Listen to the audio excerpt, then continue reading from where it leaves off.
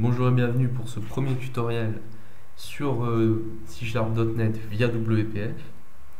Donc pour expliquer rapidement le principe, c'est qu'on va apprendre le langage C# avec .NET, le framework de Microsoft, en passant uniquement par WPF, c'est-à-dire sans passer par la console.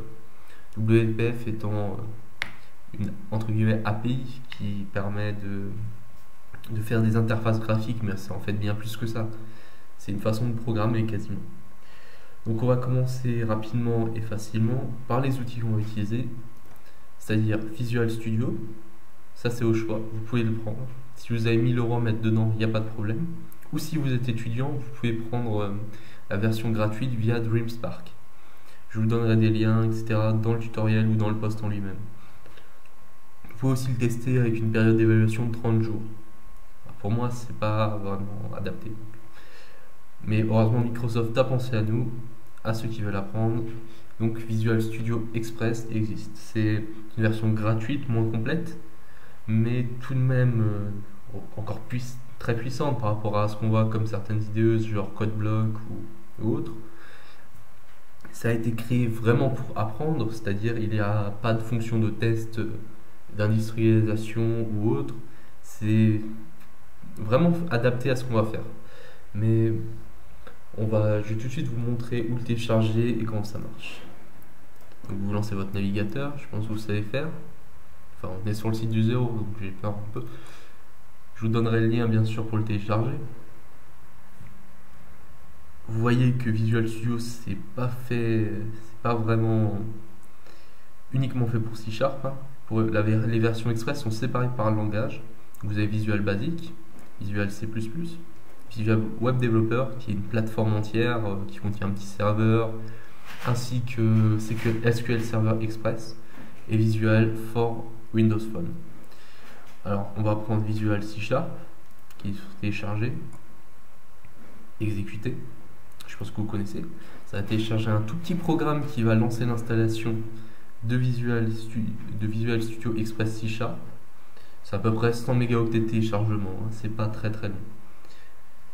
Et vous devriez arriver là-dessus après un petit temps de configuration. La seule chose que vous n'avez pas, c'est le projet ici. Donc, prise en main, etc., c'est fourni directement. Donc, vous voyez que vous avez des petits tutoriaux là pour un peu connaître Visual Studio. Vous avez aussi de quoi créer une application, créer un questionnaire. C'est assez sympa quand même pour apprendre. Je sais pas. Faudra que vous regardiez en parallèle du tutoriel, peut-être. Ça peut vous aider.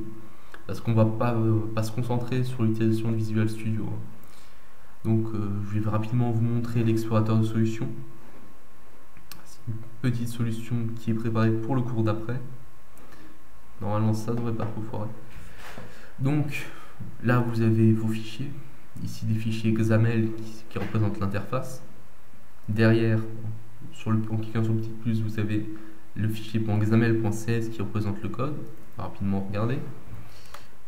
Très intéressant, vous pouvez zoomer avec CTRL plus la molette. Vous pouvez zoomer et dézoomer. Ici, vous avez le code de la classe qui dérive de Windows par héritage pour ceux qui connaissent. On va en reparler encore plus loin, mais juste comme ça. Vous avez l'éditeur XAML, pareil, vous pouvez zoomer. Et maintenant, on va arrêter tout de suite ici. Ça se garde pour après. On va voir que tout est la chose intéressante, c'est que on peut bouger un peu tout. Si l'explorateur de solutions ne vous plaît pas à sa place, vous pouvez le mettre comme une fenêtre. Vous pouvez le mettre comme une page, même comme par exemple ici. Vous pouvez le mettre à gauche. Vous pouvez le mettre en bas. Vous pouvez le mettre en haut.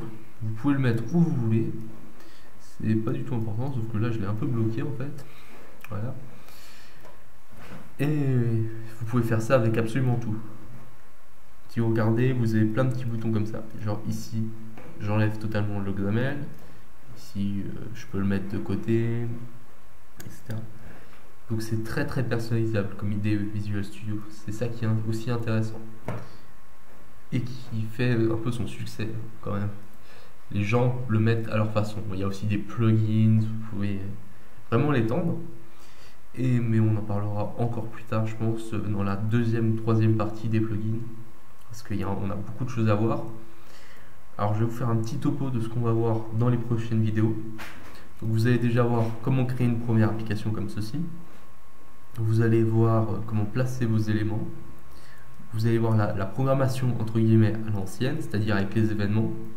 Ensuite on parlera de data binding, c'est-à-dire je vais avoir une textbox ici, c'est-à-dire une zone où on peut éditer du texte. Je vais taper dessus, je vais cliquer sur OK. Ça va synchroniser avec autre chose, par exemple une liste de texte, ça va agrandir.